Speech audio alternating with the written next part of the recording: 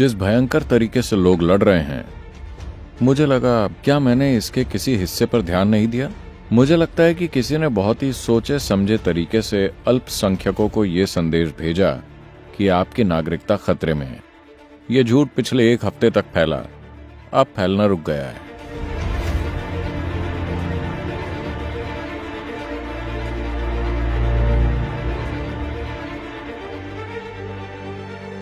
नमस्कारम सद्गुरु।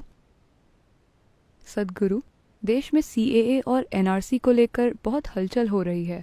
हम कंफ्यूज्ड हैं और हम में से कई लोग ये भी नहीं जानते कि हम इसे कैसे समझें। आप कहाँ से हैं? हम लखनऊ से हैं और वहाँ बहुत कुछ हो रहा है। हाँ, मैं जानता हूँ। लखनऊ के लोग उलझ गए हैं। सद्गुरु, हम इस बारे में आपके विचार जानना चाहते हैं। मेरे विचार? सीएए बन गया, एक बिल, एक एक्ट बन गया। देखिए, पिछले 1 हफ्ते में सड़कों पर हुई प्रतिक्रिया को देखते हुए मुझे लगा कि क्या मैंने इसके किसी हिस्से पर ध्यान नहीं दिया। वाकई, क्या मैंने इसका कोई पहलू नहीं देखा? क्योंकि मैंने ये एक्ट पूरा नहीं पढ़ा है। मैंने बस अखबारों से जाना है और जो भी सामान्य रूप से उपलब्ध है उससे। ये देखते हुए कि इसे कई तरह से स्पष्ट किया जा रहा है। देखिए, ये एक जमीन थी जिसके करीब 72 साल पहले टुकड़े हो गए। भयंकर चीजें हुई। लगभग 6 से 7 लाख लोग मारे गए।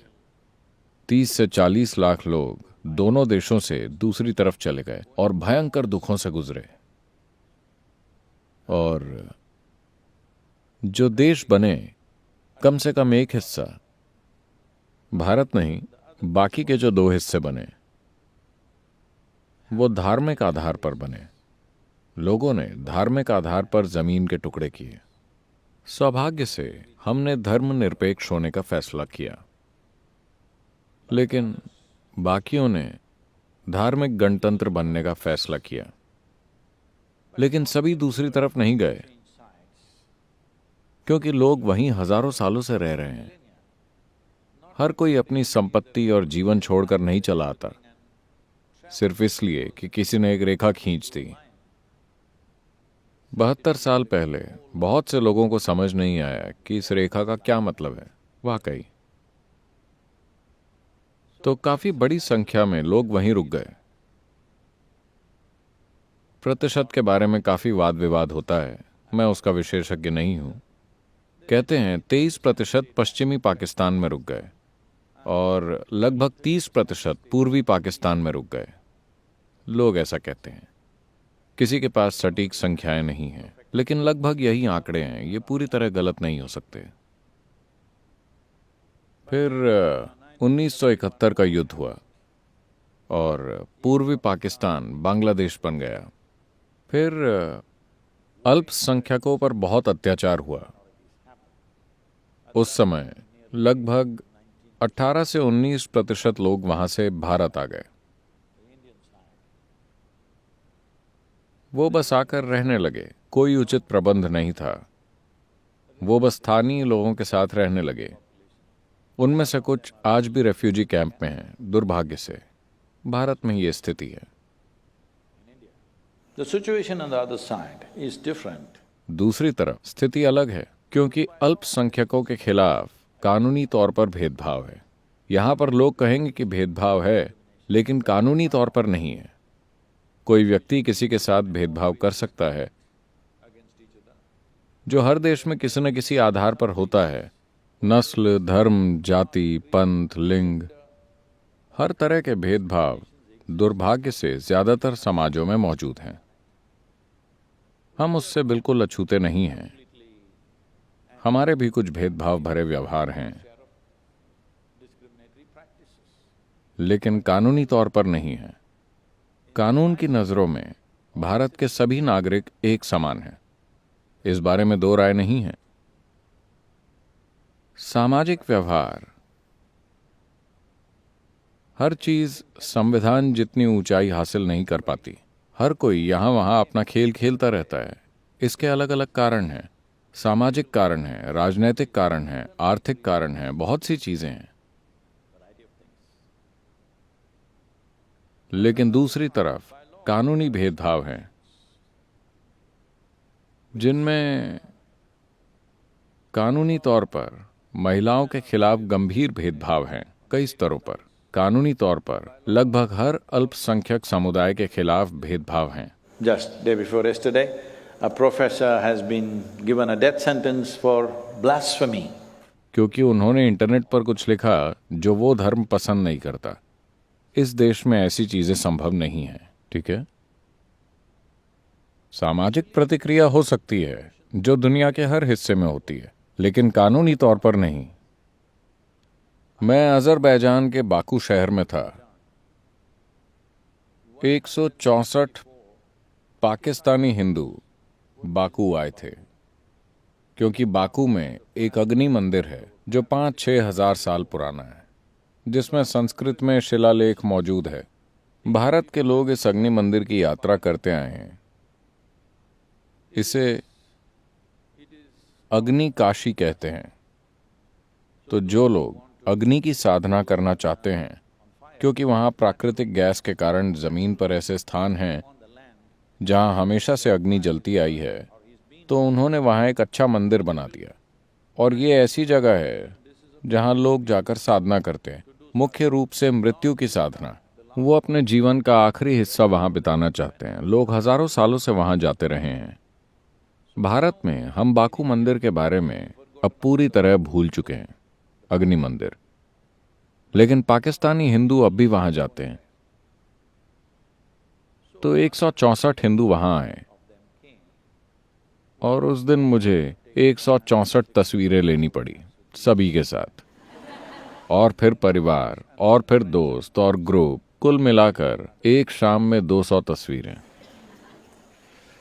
फिर उनमें से एक युवा आदमी, शायद 32-33 साल की उम्र का, मेरे पास बुरी तरह से रोता हुआ आया। उसने बताया कि वो 2.5 साल से शादीशुदा था। एक दिन 10-12 लोग आए, उसे पीटा और उसकी पत्नी को लेकर चले गए। और उसी शाम उन्होंने उसकी शादी एक अन्य आदमी से करा दी जो दूसरे धर्म का था, और उस शाम को वो उसके साथ थी। 2.5 सालों से उनकी शादी हो चुकी थी, वो साथ रहते थे। अब वो जबरदस्ती उसे ले गए। पुलिस शिकायत नहीं लेगी, वो कोर्ट में नहीं जा सकता, क्योंकि पाकिस्तान में हिंदू शादी कानूनी तौर पर मान्य नहीं है। क्या इससे बुरा कुछ होगा? मैं हैरान था कि ऐसा भी कानून है। मैंने इसकी जांच नहीं की है, मुझे इसे जांचना चाहिए, किसी को इसे ठीक से जांचना चाहिए। लेकिन मैंने पूछा और कुछ अन्य लोगों ने कहा कि ऐसा है ही। मैं 100% नहीं कह सकता, लेकिन इस आदमी का दुख सच्चा है कि वो उसकी पत्नी को ले गए, उसी शाम उसकी किसी और से शादी करा दी, और उस शाम से उसे उस आदमी के साथ रहना पड़ा, क्योंकि उसकी शादी मान्य नहीं है, क्योंकि उसने हिंदू रस्म से शादी की है। उसने उन रस्मों से शादी नहीं की है जो अन्य धर्म की रस्में हैं, तो उसकी शादी मान्य नहीं है। तो लोग ऐसी चीजों से गुजरते रहे हैं। इसलिए कुछ बहुत थोड़े से लोग जो बहुत परेशान हो जाते हैं और वहां नहीं रह सकते, वो पिछले कुछ दशकों से यहां आते रहे हैं। मेरी राय में CAA बहुत थोड़ी सी करुणा है जो बहुत देर से आई है।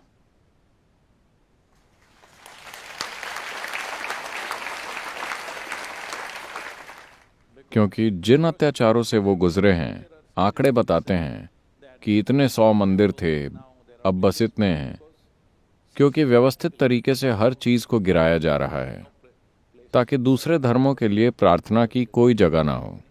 ये सभी धर्मों के लिए किया जा रहा है, ना कि किसी एक के साथ, क्योंकि बुनियादी विश्वास ये है कि ये देश एक धर्म का है। सौभाग्य से भारत में ऐसा नहीं है। यहाँ लोग जो चाहे अपना सकते हैं, जो चाहे प्रचारित कर सकते हैं, सब कुछ उपलब्ध है। तो सीए कोई नए लोग नहीं ला रहा। देखिए, हमारी आबादी पहले ही ज्यादा है, यहां भी हमारी आबादी काफी है, तो यहां दूसरे देश से लाखों लोगों के आने की जरूरत नहीं है। चाहे वहां कैसी भी परिस्थिति हो, हम लोगों को लगातार नहीं अपना सकते। तो एक आखिरी तारीख तय की गई थी।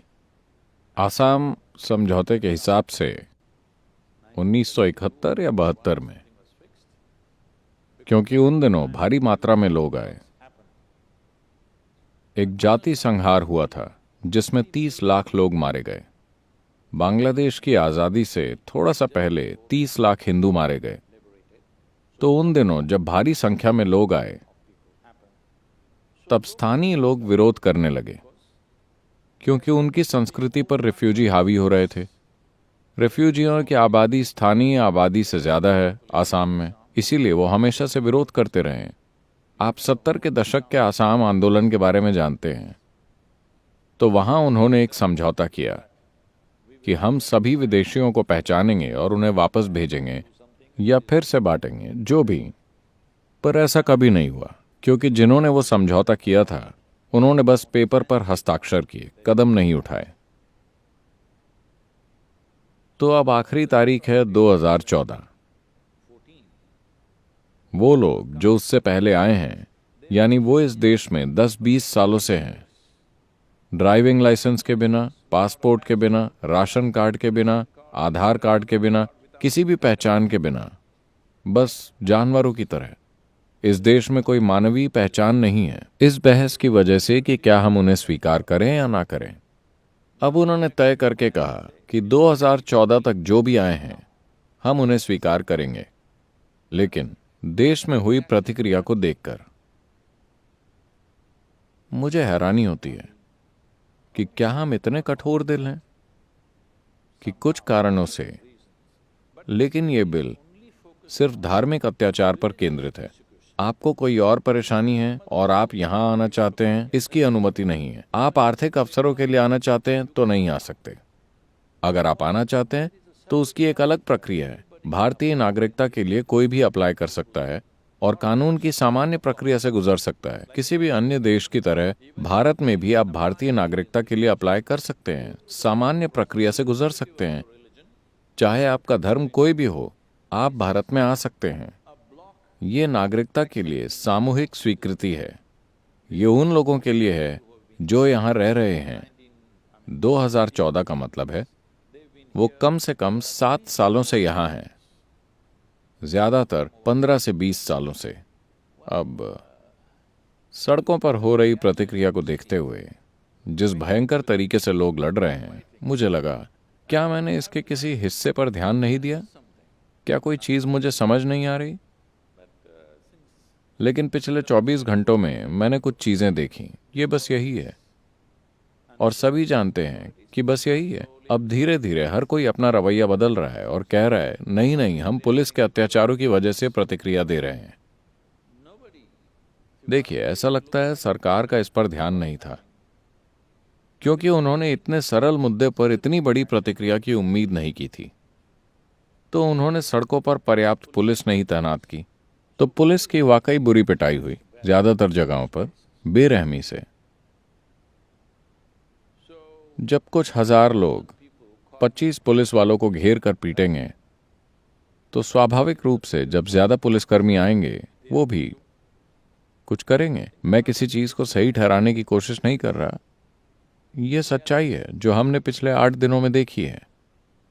अब हर कोई अपना रवैया बदल रहा है और कह रहा है, नहीं नहीं, हमने ये कभी नहीं कहा कि धार्मिक भेदभाव है, बस पुलिस को यूनिवर्सिटी में नहीं घुसना चाहिए।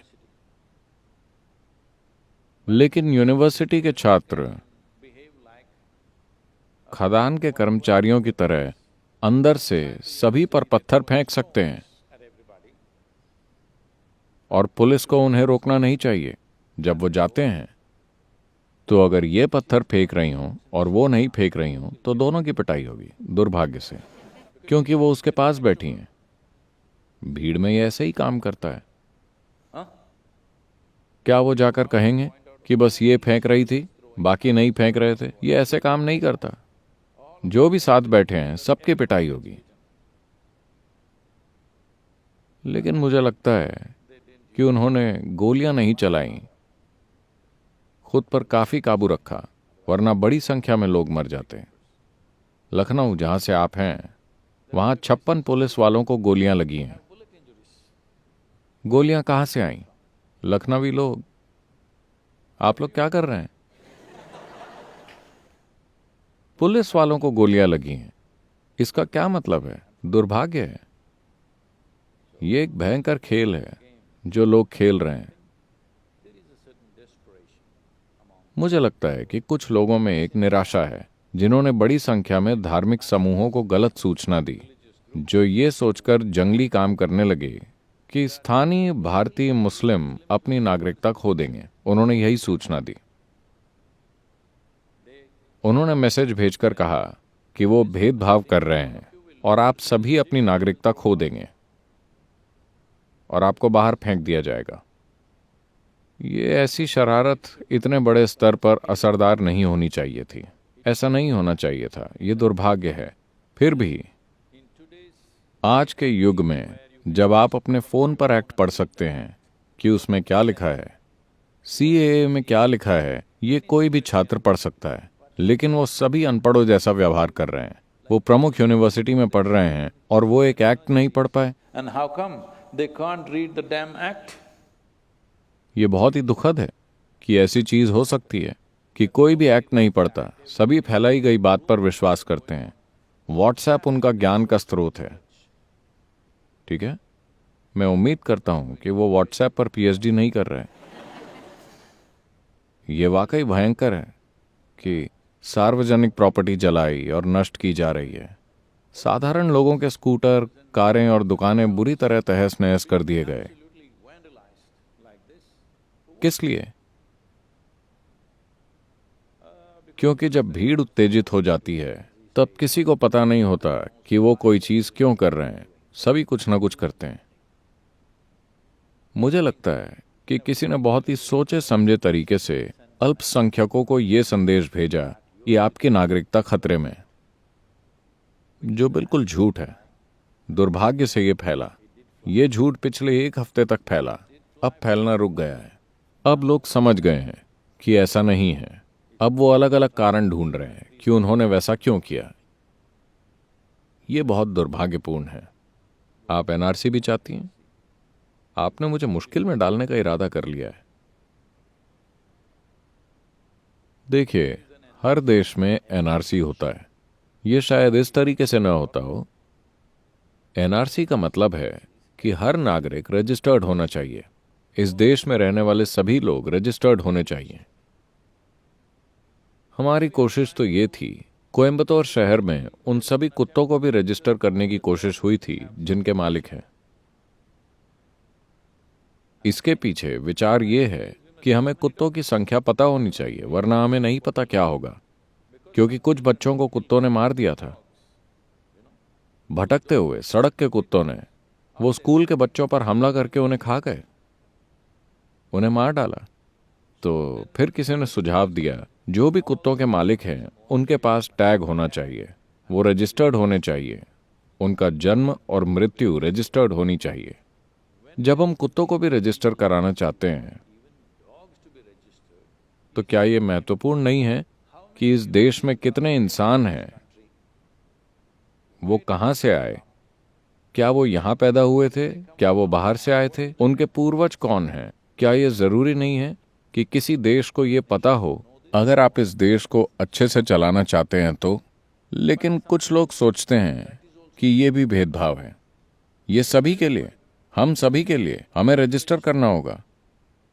अब वो आपको कई विकल्प दे रहे हैं। जन्म प्रमाण पत्र दिखाइए, लोग कह रहे हैं हमारे पास नहीं है। अपने स्कूल के बारे में बताइए, मैं कभी स्कूल नहीं गया। राशन कार्ड दिखाइए, मेरे पास नहीं है। आधार कार्ड दिखाइए, मेरे पास नहीं है। चुनाव कार्ड दिखाइए, मेरे पास नहीं है। तो फिर आप हैं कौन? और अगर आपके पास इनमें से कुछ नहीं है तो 3 गवाहों को लाओ जो आपको जानते हैं कुछ समय से। नहीं, मेरे पास गवाह भी नहीं है। आप कौन हैं? बस यही हुआ है। मुझे लगता है कि किसी वजह से सरकार इसे ठीक से लोगों तक पहुंचाने में असफल रही है, वरना व्यक्तिगत रूप से मैं इन चीजों में एक भी मुद्दा नहीं देखता। लेकिन सूचना पहुंचाने के अर्थों में देखें तो जैसे इसे पहुंचाया गया, कुछ लोग इसे एक खतरे के रूप में देख रहे हैं। ये धारणा निश्चित रूप से बदलनी चाहिए। अगर कोई भी खतरे की आशंका जता रहा है, इन दो बहुत ही जरूरी चीजों से, एक मेरे विचार से कुछ करुणा है जो बहुत देर से आ रही है, मेरे विचार में जल्दी आ जानी चाहिए थी। दूसरा, एक देश के लिए बिल्कुल जरूरी है कि देश के हर नागरिक को रजिस्टर किया जाए। देखिए यहां कितने विदेशी बैठे हैं, हम नहीं जानते वो कौन है। हाँ, हमें ये जानना चाहिए कि वो कहां से आए हैं और वो क्यों आए हैं, है ना? किसी भी देश में ये एक सच्चाई है। तो इतनी सरल चीज को मुझे लगता है सही तरीके से ना फैलाने की वजह से लोगों ने इसका फायदा उठाया और ये सुनिश्चित किया कि गलत जानकारी फैले, और यूनिवर्सिटी के अनपढ़ युवा जंगली बन गए।